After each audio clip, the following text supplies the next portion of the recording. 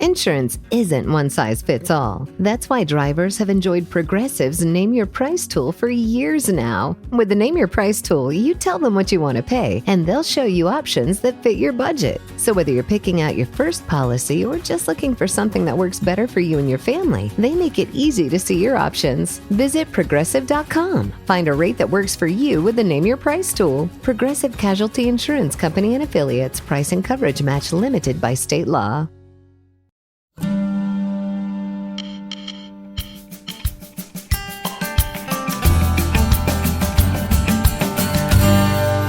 What if saying goodbye is actually one of the most important lessons we ever learn? And my question is, why do endings feel so heavy, even when something beautiful is ahead? And what if every goodbye is quietly preparing us for something new? Hi, I'm Jenny. And I'm Kristine, and welcome back to Big Little Lessons. Together, we bring over 50 years of experience in elementary education. And we believe the lessons we teach and learn in kindergarten stay with us for a lifetime. And as another school year wraps up, classrooms everywhere are filled with excitement. Yeah, that's true, but also a lot of emotion. So many emotions. Today, we're talking about goodbyes. Why transitions can feel so big for children, teachers, parents, administrators, people in general, and honestly, all of us. All of us. And we're also talking about bigger life transitions too, because, listeners, a couple of years ago, Jenny stepped away from the kindergarten classroom after many, many years of teaching. We've taught together for 17 years, and it was a humongous transition. So I know, it was a big, but we're still working together. So technically, we've been together now 19 years. There you go. 17 years in the kindergarten classroom and 19 years together working on projects such as this. So I have a feeling this conversation is going to resonate with a lot of people in different seasons of their life. I love that. So it's the end of the school year. Mm-hmm. Let's talk about the end of the year goodbyes. Yes. Because what happens every year is there's heightened anxiety in the classroom, and we see a lot of growth, but then emotionally we can see a lot of regression, right? I feel like we're right at the very beginning. I'm like, are we back at the beginning of the school year? But it does feel that way. Feels like there's a lot of meltdowns, a lot of emotions, a lot of worry, a lot of conflict. Yes. And they don't even know why they're acting that way. Right. And just everybody's emotions are heightened. Like I was at school recently and I talked between students, parents, and teachers.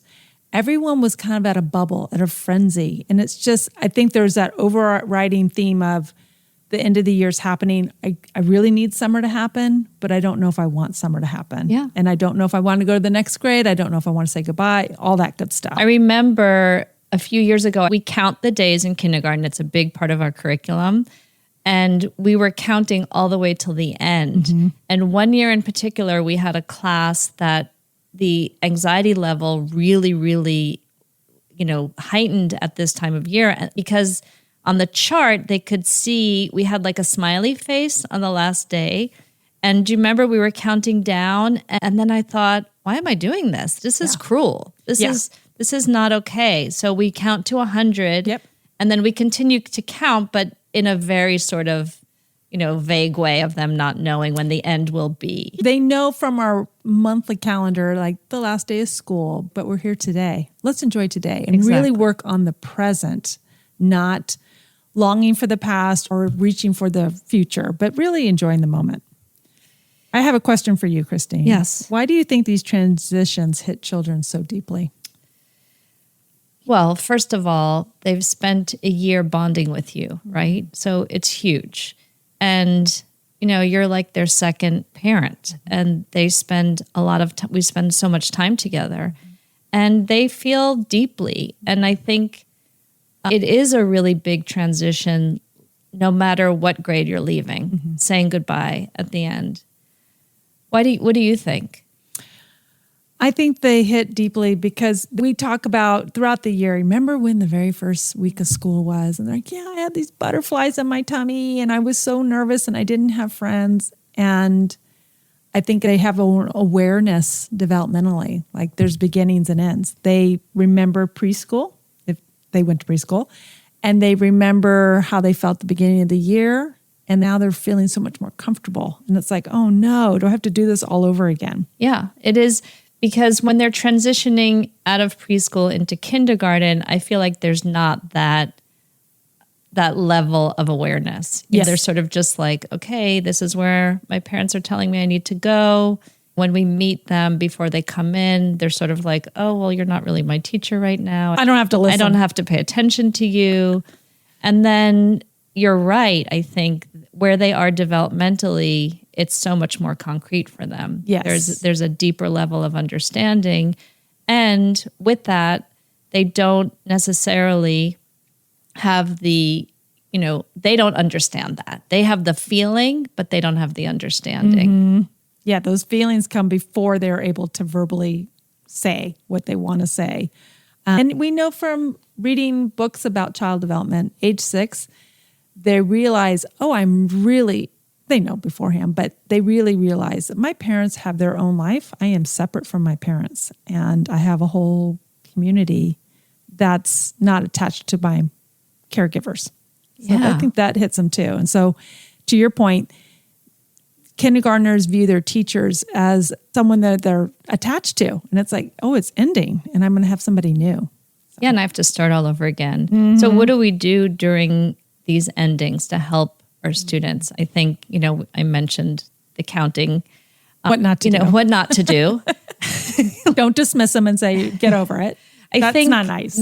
And the rituals of goodbyes, which we'll get more into, are so important. Like I've had through the years some parents think, oh, should I just sneak out? At the beginning when they're learning to be in your classroom. Never sneak out. Yeah. Goodbyes are so necessary.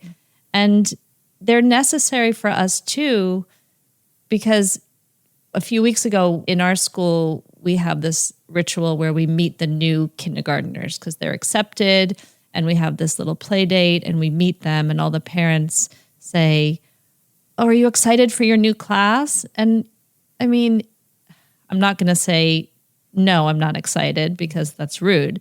But in my mind, I'm like, I haven't said goodbye to this class yet. I'm really attached to this class. Even if it's a hard class, you're still attached to them. Yeah, but you have a great class, so you're really attached. Really attached. And even though summer's in front of you and you're looking, you still have to say goodbye. Yeah. And it's not easy. No. And that's a life lesson, because your whole life, guess what? You're going to have beginnings and endings. Beginnings and endings, hellos and goodbyes. Right. So I think we do have rituals in place. Yeah, absolutely. And you have actually really taught me that, Kristine. Maybe I'll say it for the big little lesson, but oh heck, let's just say it now. I was one of these people that really struggles to say goodbye. I don't like saying goodbye. I find it, brings all these emotions. I'm the kind that says, I'll see you soon. And I kind of scurry around actually finality of saying goodbye. So, and you have taught me that for all the years we've worked together, goodbyes are really important. Mm-hmm. And I dismissed you for a long time, but I agree. Goodbyes are important. Thank you. So there's lots of different types of goodbyes. There's moving to the next grade, which is the general goodbye. Sometimes students are moving away, right? Well, can we back up just a minute? Yes. Because I think, what can we do to help children feel secure during an ending? And during an ending, yes. Yes. And so I think what we want to do is really assure them that they have tools to guide them, that they have the love and support of so many different people, whether it's their friends or their teachers or, of course, their parents and siblings and pets.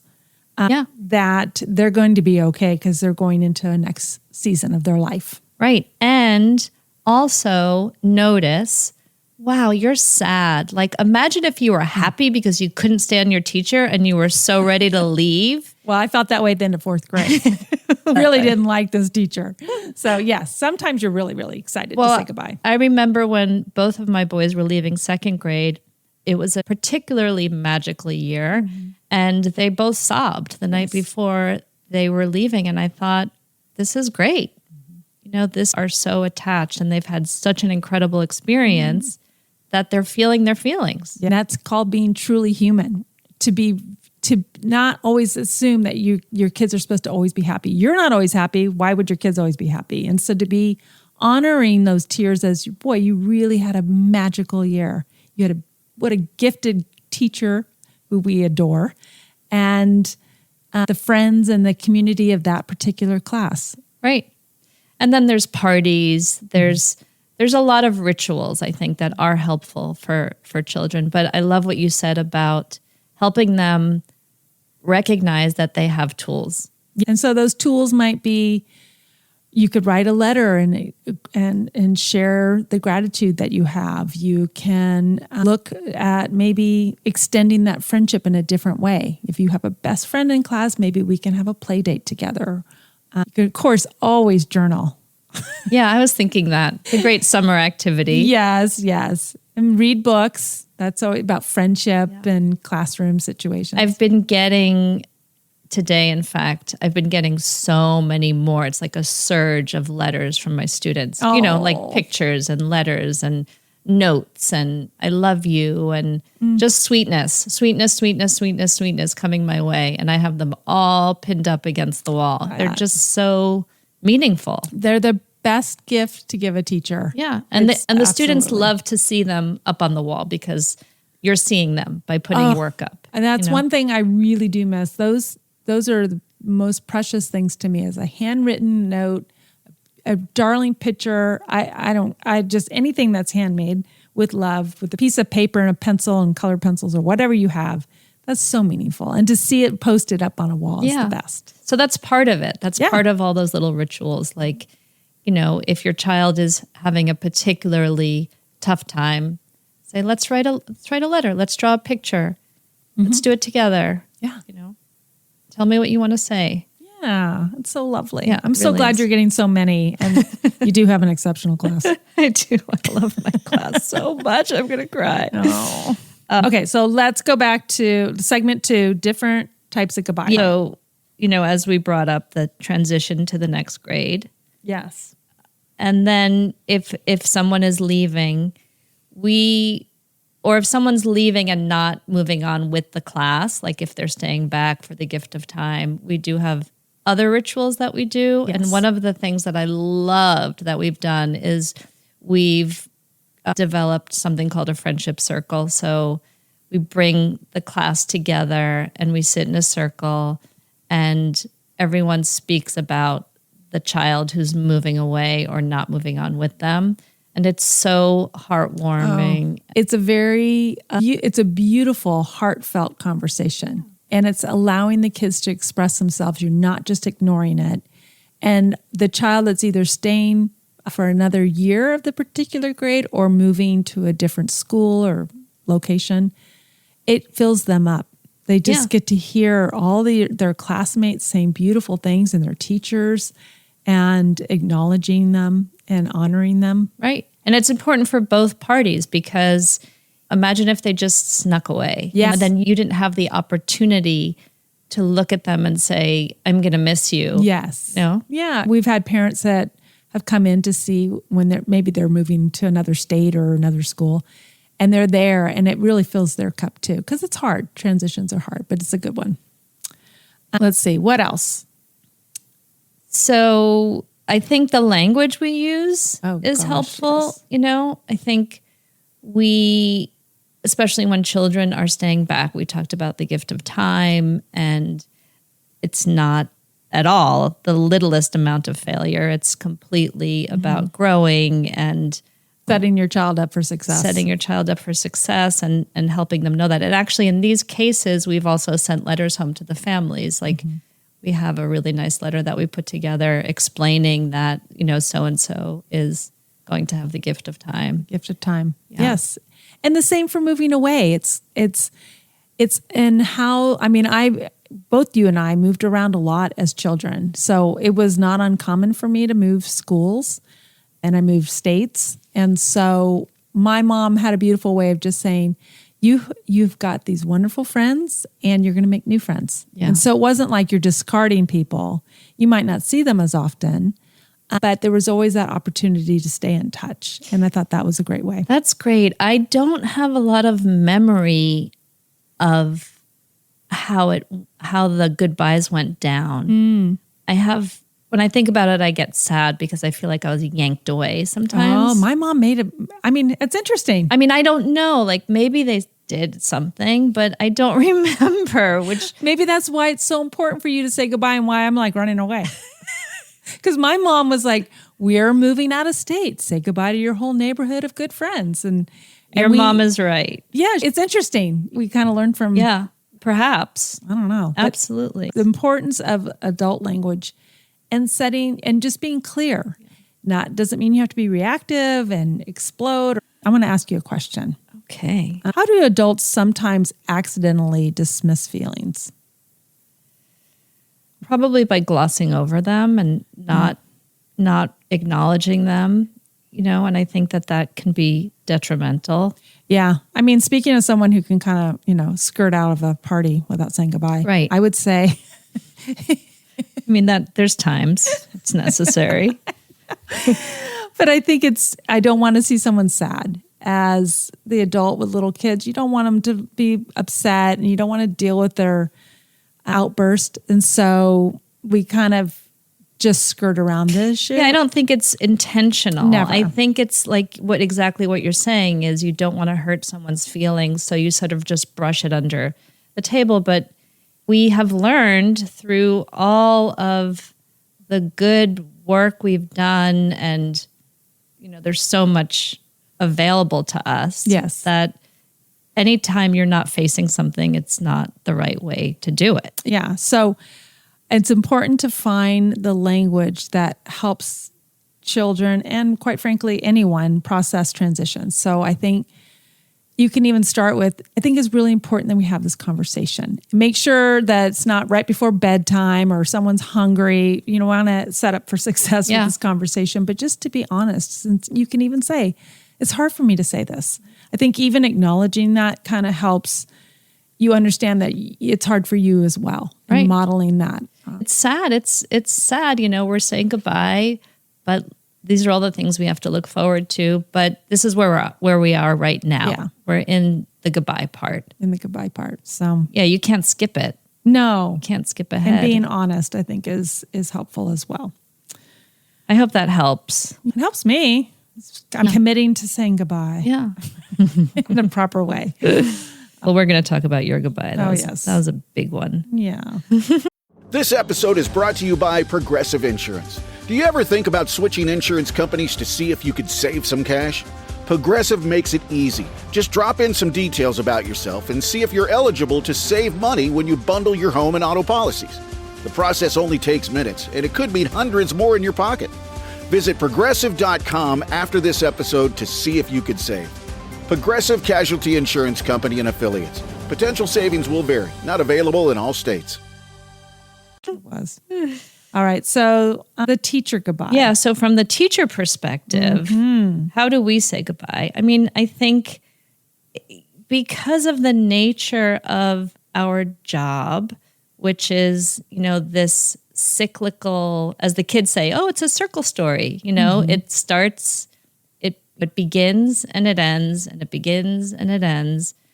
Do we ever really get used to saying goodbye? It's not that we don't get used to it, or it's just we recognize that it's part of the process. The good news for teachers is if you're in the younger grades, most of the kids are going to return. And that's always joyous to be able to come back in the fall and then you see them a little bit taller and a little bit more grown up.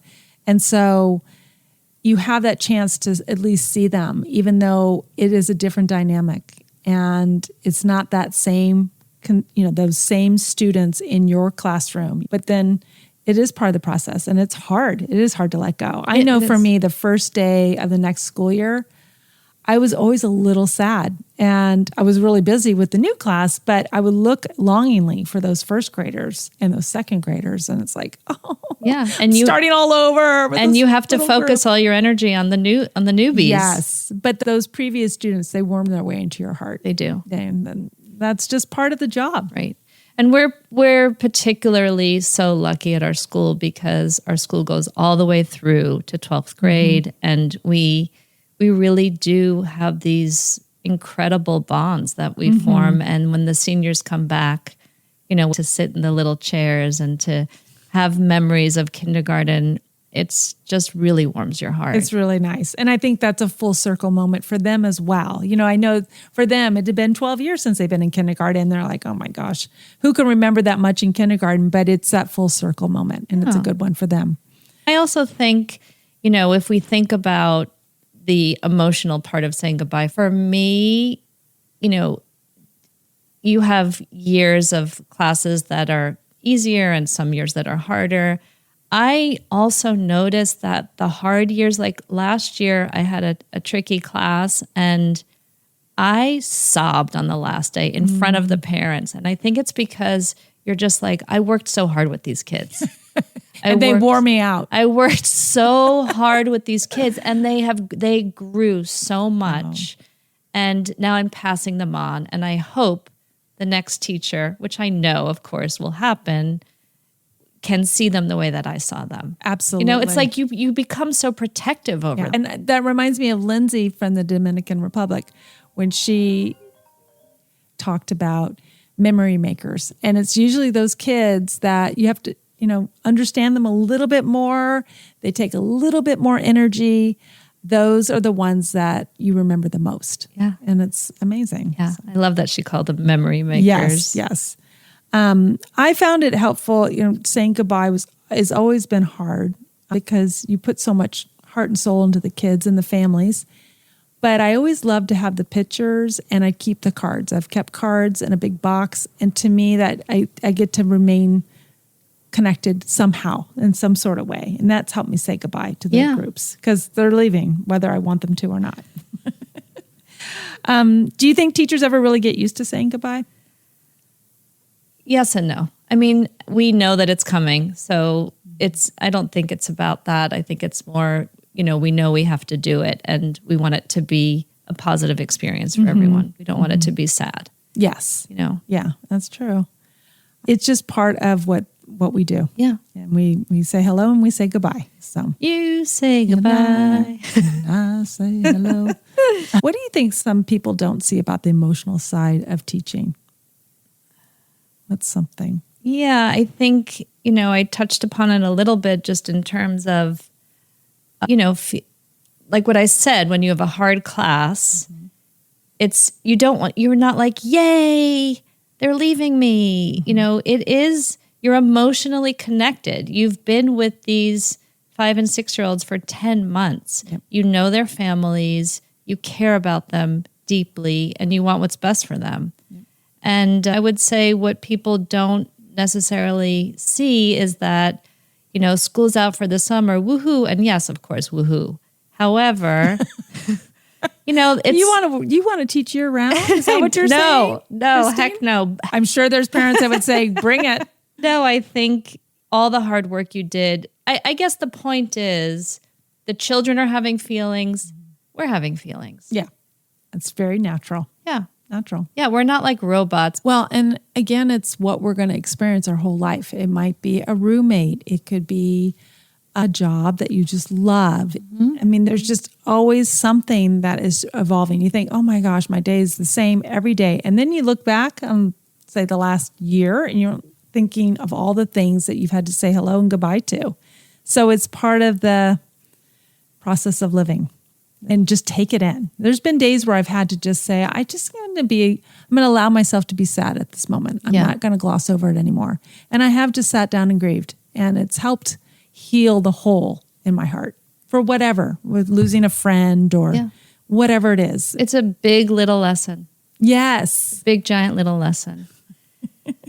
So could we talk about you? Oh, sure. I'd love to talk about myself. So over 2 years ago, Jenny left 2 years ago, left the classroom 2 years ago. But before that, the lead up to the goodbye was something, was big and really, really important. Because I remember about 2 years before that, you had come to me and said that you were thinking about it. And I was like, I need 2 years to process this. Yes, yeah. And I know how important goodbye is, and I'm like, do not sideswipe Kristine. It would not be pretty. The Italian girl would come out. So I knew that. And I wouldn't have done that. Of course not. But I think it was really helpful for me to have that sort of knowing that this was in my future, and how, because we really wanted the last year to be the best year. Yes. For you also, it was so important to leave on a high note. Mm-hmm. Right? Yes. So what do you remember about your last year? The last year? Well, it wasn't an easy decision because, of course, I loved working with you. I loved the school. I loved kindergarten. So it wasn't that I was thinking this is the horrible working environment. It was none of that. But I do know that I was very aware of that. I mean, my faith is really important to me. And I really believe God was saying, it's time. And that was about 5 years. It was before COVID. Yeah. I'm like, you're wrong, God. You're wrong. This is my identity. And but when I was offered the job, I remember thinking to myself, God, when it's time, I need you to let me know, because I take this job very seriously. These are precious little children, and I want this to be a positive experience. And when that joy has fizzled, please help me, guide me, show me how to exit gracefully. Because we've all had a teacher or a boss or somebody who didn't end gracefully. Right. And I did not want to be on that list. No, and it was the best case scenario, because in your situation, you were able to retire a little bit younger than some of us. That's right. And I'm not going to lie, we're all a little jealous. Well, and that's the hardest part, is that I love the job. And I think there's a lot of people that might love something. Maybe you love tennis, or maybe you love, name a hobby, or maybe you love something, but you're also like, I think I've done enough of it. Yeah. And that's a hard decision to make. It's a hugely hard decision. And I think about it, I mean, I've watched you so closely and been by your side throughout this entire transition, and it's so exciting, but it's not without bumps. No. And it is, there was times that I was really sad. I realized just because I'm sad doesn't mean I wasn't making the right decision. Right. I put most of my decision about going into to finalize that final year was in a lot of reflection by myself with God. There's always noise coming at you. And I think this is a time you really have to think what's best for you, for your family. And there was a book by Emily P. Freeman called The Next Right Thing. She offered prompts on finding ways that is a season ending, whether it's the house you're living in or the marriage or the whatever. And it's promptings to kind of help you journal and reflect. And that was really helpful about that final year in particular. So that's great. Mm-hmm. So the build up to the goodbye, we talked earlier about rituals for our students. And I think we did have a lot of opportunity to say goodbye again and again and again. And again. So there was parties, there was celebrations. Let's back it up. I told the administration back in October because I wanted them to have plenty of time. So that was the first hurdle. Yep. Well, first of all, talking to my spouse, David, and all that, and the girls. And then in October, talking to the administrators, and then... But it didn't become like public knowledge till January. So I still have 6 months. So I told the staff. And I knew I was one of the first to know. Yes. I told just a couple of people. Anyway, so January, and then it just kind of was slowly leaking out before maybe spring break, March, April. Yeah. And I didn't talk too much about it then because The students didn't need to hear it. It's too much, and they can wait till, closer to the end of the school year. So we waited for a while. Yeah. And then as it became closer, the final days. So we have a beautiful chapel celebration at the end, and that's when there wasn't a dry eye in the house. Oh, you're so sweet, Kristine. Well, it was interesting because I didn't cry a lot in person. I was surprised.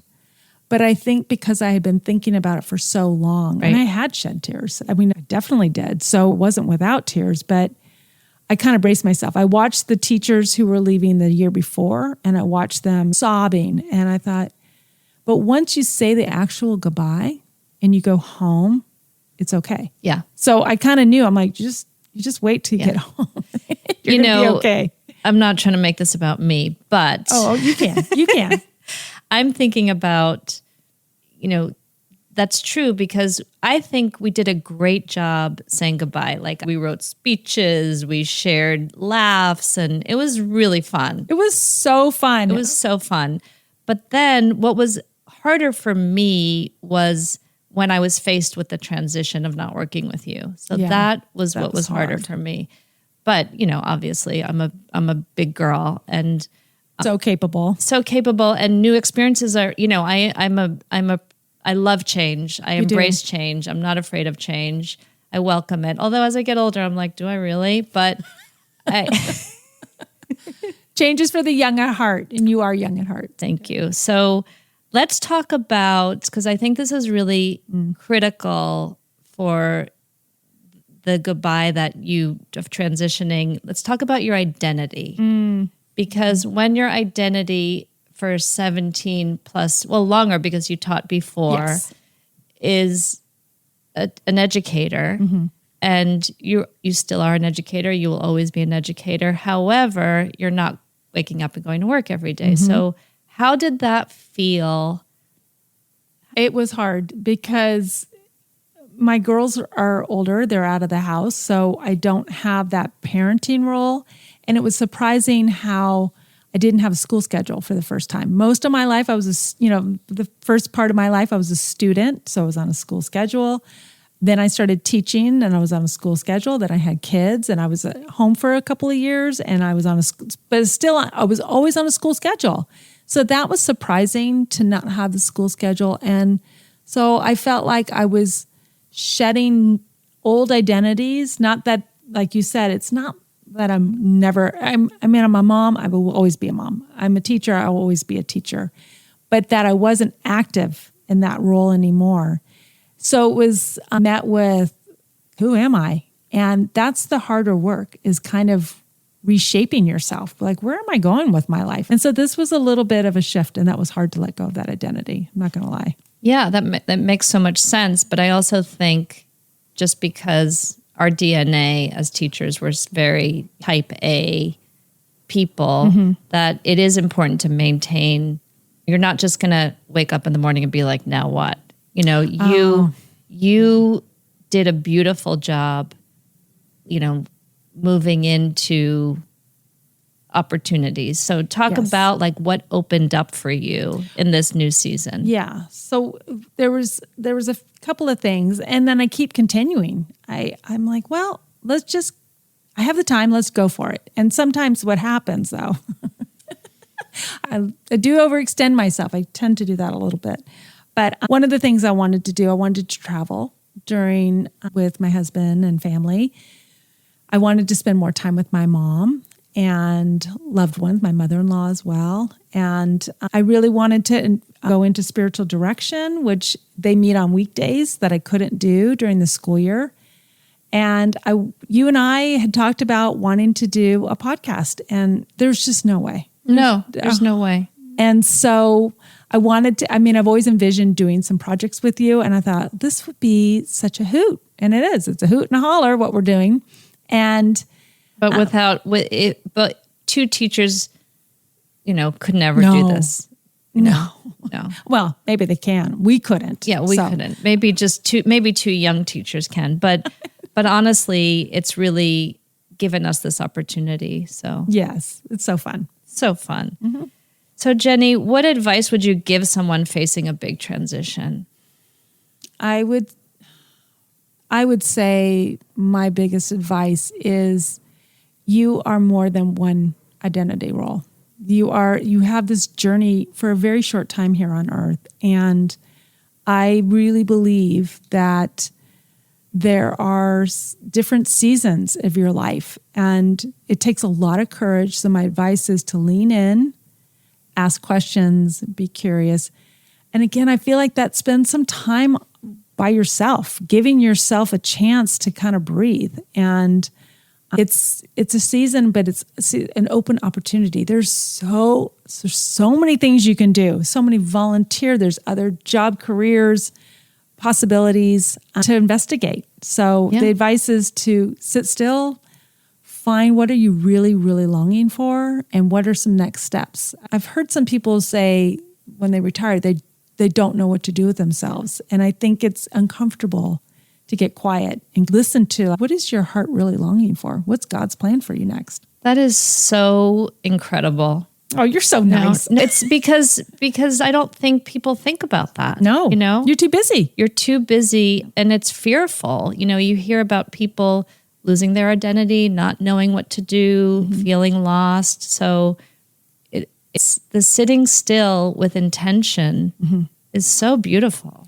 It's a hard thing to do, and start small, just quiet moments, but kind of looking back on what were you drawn to as a young person. I was talking to someone who is an amazing teacher who recently retired, devoted all weekdays and weekends, and was really, really sad about not being in the classroom.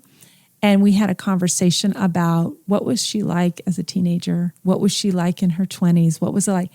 And it was like you could see this well of like, wait a minute, I'm a certified scuba diver. I love to learn. I love to be around people. I was a pilot's license as a teenager. Wow. I mean, you could see her just opening up. And I have to say, it's amazing to watch her blossom and grow in this new season. I love that.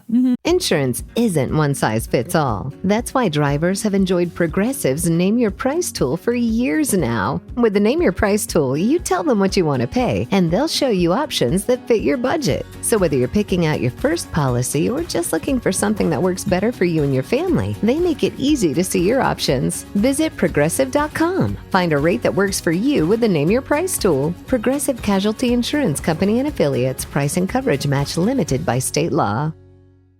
Yeah, and you've done so many fun, silly things also, like learning to crochet little... Oh, I know, the woobles. The woobles. I know they said that it's highly addictive, and it is. And I don't know what to do with all these woobles, but I love making them. They're so fun. So cute. They are so cute. I mean, you're getting certified to be a Pilates instructor. So slowly.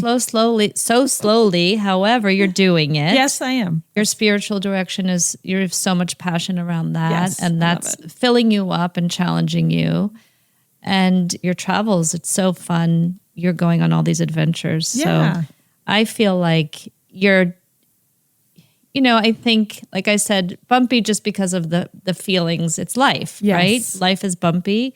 But I feel like you are so gracefully rediscovering yourself. I have moments of doubts and worries and whatever, because I think that's just normal. And I think the thing that's really cool in this new season, for anybody though, is give yourself a pat on the back when you try something new. And even when you stumble and fall, and I know I have many times, it's like, well, this is part of the learning process. And it's okay. You're not supposed to be. I remember I had a guy a year ago. He's like, you told me about all the things you used to do. So tell me, what are you good at now? And I couldn't answer that question. Wow. I was like, wow. He stumped you. He stumped me because I'm like, I wasn't good. I was like a student. I was like learning everything, and I was stumbling and bumbling. And I can say a year now into things, doing other things, I'm like, well, I'm not a professional at any of this, but I'm learning, and that's really exciting. So it takes courage, but that's okay. It does. Yes. So we're not meant to stay the same forever. No, and we won't. That would be so stale, right? Exactly.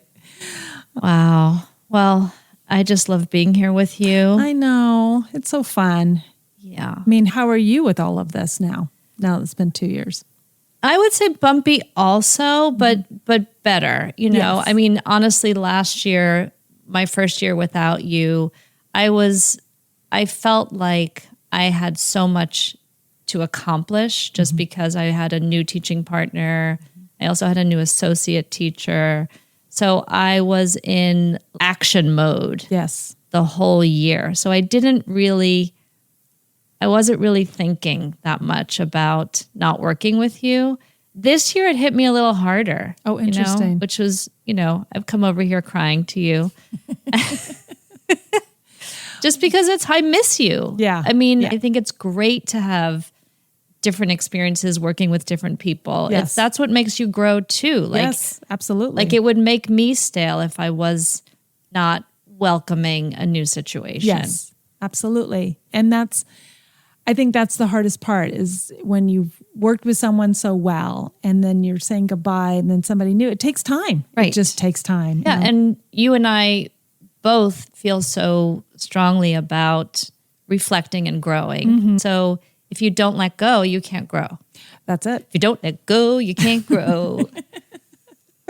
It's important to keep growing. I always think about a river current, and if it's still, then it just gets gunky and gross. So you need it to be flowing. And again, that's just part of our journey here. Yeah. And I think also the trust and faith you have is so relevant and important in going towards the next chapter. Yes. Yeah. Having trust that everything's going to be okay. That's what I keep saying. And so sometimes it's hard, but that's the only way you're going to learn that trust is by going through it. Well, everything is okay. Everything is okay. But why do you think as humans we resist change? Like I say, I like change, but it is still challenging. Well, as we learned this afternoon, we were trying to do this, this new program, and it wasn't working. And so the change is you have to work hard. Your brain hurts. Think about learning a new language, which 2 languages. It's hard. It's really, your brain hurts. So you're changing and it's a grind, but you're working out at a gym. You're lifting weights you don't want to lift. They're heavier than you're used to. It's hard. So knowing it takes more energy. It pushes you into a feeling of discomfort. It's a feeling of discomfort. And I'm thinking about my older son who I always, in order for him, he had some hard challenges in school. And I always thought it's important for him to feel discomfort and to recognize that that's what makes you grow. Yeah. So, yeah. Yeah. I think some people just love to I know this one man I met last year. He loves moving. He thinks it's so great. I'm like, you're one of very few because that's just a lot of work. I like what you said at the beginning when you were knowing that it was time for a change and a new season in your life. How did that, just talk a little bit more about that. You sat with it. The voice got louder. It was quieter at the beginning and then you're like, okay, it's time. Yes. What was happening was I was permanently exhausted. And I think that's a big sign when you're finding, we're all going to have days where you're like, well, that wasn't my favorite day. You might even have a week or two or a season. But when I've noticed you, Kristine, you're like, I love my job. I get to come in. I'm energized. I was draining. I was coming in. I could put it together for the day. And I did I liked the people and the atmosphere and all of that.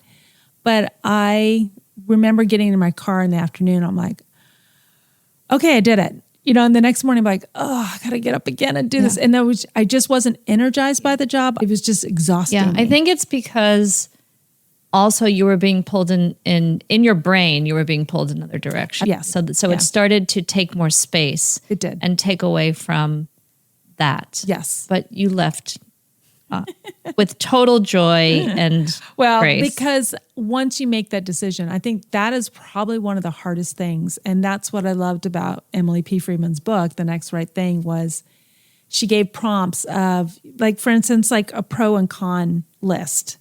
Well, she would say, a pro and con list, you can make that, but it depends on the priority. So you can make these lists, but maybe there's more important things. And she gives you ideas. So even to prioritize your pro and con list. What's taking precedence? And that was really helping. But making the decision is probably one of the hardest things to do. And it takes time and it takes some reflection on your own by yourself, I think is really important. So my final question, I think, is what have you learned about starting over? That it's really energizing. It doesn't mean it's problem-free, because believe me, it's not problem-free, but I'm finding like leaning into being uncomfortable I'm learning to just go anyway. So like last week we did that reel, we're trying new stuff on Instagram and we're so uncomfortable. I'm like, I don't want to do this. You get to. You just get to. Use those kindergarten phrases. Yeah. And I'm learning to lean into imperfections. I'm learning to appreciate constructive criticism. And there's so many lessons. And so even though I stepped away from the classroom, I'm still very passionate about education. I care for kids and teachers and families. And so that hasn't ended. And I'm excited doing things like this and learning and helping others in a different way. So it's all good, but it does take some courage. So I'm proud of us. You're leaning in too. Oh, 100%. We're doing it together. You're the behind the scenes, but I still have to do those reels. Yes. Which we love doing. Should we give each other a speed round? Sure. Okay. Well, I'm going to ask you, because you've had seasons where you've started over. What have you learned from starting over? I agree that it's energizing. I actually love starting over. I love the beginning of a new school year. Yeah. It is very energizing, like, getting your room ready, getting excited, meeting new people. Well, I remember you moved during COVID. I did move during COVID. You were actually kind of happy moving. I did lean in. I'm actually one of those weirdos that doesn't hate moving. And I've moved so many times in my life that I think it's part of being adaptable, right? You are adaptable. You really are. So new beginnings, I embrace new beginnings. Yeah, you do. All right. So you want to go into the speed round? Yeah. Okay. Are you asking me or you want me to ask you? We'll do it for each other. Let's go back and forth. Okay. A goodbye that shaped you. Well, 100% saying goodbye to you. Yeah. I've never, I got divorced. That was a goodbye that shaped me, but not in this way. Yeah. That's not a goodbye that I want to really think about, but it did definitely shape me. This goodbye has shaped me in the most positive way. Oh. Yeah. How so? Also, it's given me opportunities to grow and stretch myself and embrace new things because I couldn't do this without you. And I think it's just the beginning for us. Like we have lots of ideas and we are such a good partnership. So I feel like, saying goodbye to you in the classroom was giant, but then we're on this new journey together. So well said. Well said. Okay. One word for endings. Sad, happy. Oh, I would say bittersweet. Bittersweet, sad, happy. It's like it's sad, but it's also invigorating. Yes. All right. What about one word for beginnings? Excitement. See, I kind of say trepidation. Ooh, that's a good one. Because I'm like, I want to, but I don't. Treading. I'm like, ugh. What's something you've learned to let go of? Oh, so slowly. Perfection. Something I'm learning to let go of is, we teach it, process over product, like just give it a go, just do your best. And boy, is that hard. So something I'm learning to let go is perfection very, very slowly. I get stuck a lot. How about you? I don't get stuck. I feel like I stumble forward a little bit more, but I think I'm hard on myself. It's like that self-talk. That inner voice. Yeah, my inner voice. The inner critic voice. Yes. And it's not as critical because I feel like I have more experience and I'm more comfortable in my skin. So. Yeah, when I get stuck, I realize I get stuck often. And so I have to actually say, you're stuck again. What's the next step? I have to, sometimes I'll actually say it out loud. You're getting stuck. So what's the next step? And break it down, just like I would with kindergartners. Yeah. So those lessons I taught kindergartners, I'm teaching myself now. What's your favorite thing that you've embraced besides the podcast? So something new I've embraced, meeting new people. Oh, that's a good one. I really, in whether it's the traveling or spending more time with people I've known for a long time, trying trying pickleball last week or of course my spiritual direction, getting closer to all those people. It's so fun to meet new people.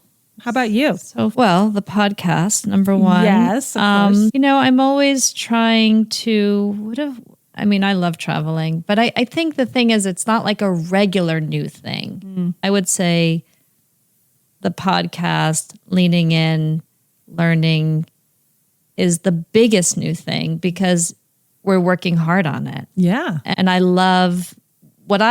feel like the one thing that I can do to help with it go forward is exactly meeting new people. I actually was talking to someone at the gym this morning who's an administrator in a high school. I was like, oh, you should come on our podcast. So I feel like... Yeah, you're really good at networking. Yeah, so I'm a great networker. You are. And it's given me an opportunity to find that out about myself. Yeah. So, and I'm enjoying like organizing the meetings. You're so good at it. So that's what's fun for me. Yeah. So. I think the other new thing is being curious. Yeah. I want to know more. Yeah. Which is really fun. Yes. And I think, meeting these new people, talking to all these amazing people is giving us opportunities for our brains to grow. Oh, absolutely. Yes. Mm-hmm. So what are our big little lessons? Oh, big little lesson. I'm going to say, I've kind of said it already, but I think it's really important to close chapters, honor them, spend some time in grief, celebrate. Of course, celebrating is so important. And then I would rather say, I want to have a new beginning, so I have to close. Instead of saying, oh, it's all ending and now what am I going to do? It's more like I'm creating space for a new beginning. And that's really very engaging and exciting. So. Wonderful. Mm-hmm. So it's not so much as a loss, but more of an addition to my story. Yeah. It's going back to what we talked about at the beginning, how you frame it. Yes. Which is something, therapists talk about all the time. It's how you frame it. How you frame it. How about for you? I would say, for little ones and for big ones, to feel your feelings. Don't ignore them. Don't dismiss them. Think about them, feel them, and know that if they're hard feelings, they're going to pass. Yeah. And new happy feelings will come. That's a great one. Yeah. All right. Jenny, this was a great conversation. I know. I write, and even when it's uncomfortable and there's new beginnings, I hope people will take a moment, maybe it's a little optional homework, to think about who they are. I don't think it's always just your external identities. I think we so label ourselves. I'm a sister, I'm a wife, I'm a mother, I'm a teacher, I'm a fill in the blank. But think about who are you, who's your identity on the inside. You're warm, you're kind, you're curious, you're engaged.